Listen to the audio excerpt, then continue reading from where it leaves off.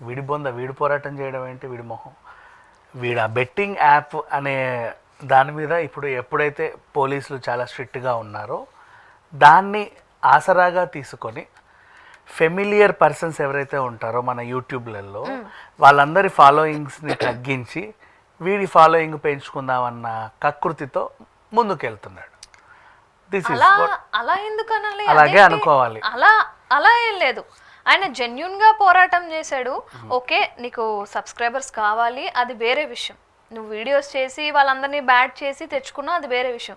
కానీ ఆయన betting apps మీద ఇంత హడావిడి చేయడం వల్ల చాలా మందికి తెలిసింది కదా, చాలా ఎక్కువ మందికి తెలిసింది. ఈవెన్ ఓకే బెట్టింగ్ యాప్స్ జరిగిన ఇన్సిడెంట్ మీకు తెలియదు. యాక్చువల్గా ఏంటంటే సజ్జనార్ గారు బెట్టింగ్ యాప్స్ మీద ఇన్ఫ్లుయెన్స్ అందరినీ పట్టుకుందాం అనుకున్నారు. ఓకే, ఇన్ఫ్లుయెన్సర్స్ వీళ్ళు ఎక్కడ ఉంటారో ఏంటో వీళ్ళ అడ్రస్లు ఒక్కొక్కటిది కనుక్కోవడం చాలా ఇబ్బంది వేసింది ఆయనకి. సో అన్వేష్ హెల్ప్ తీసుకున్నాడు. వాడు అందరి డీటెయిల్స్ అడ్రస్లతో సహా ఇచ్చాడు. అంటే కొంచెం తెలిసి ఉంటుంది కాబట్టి.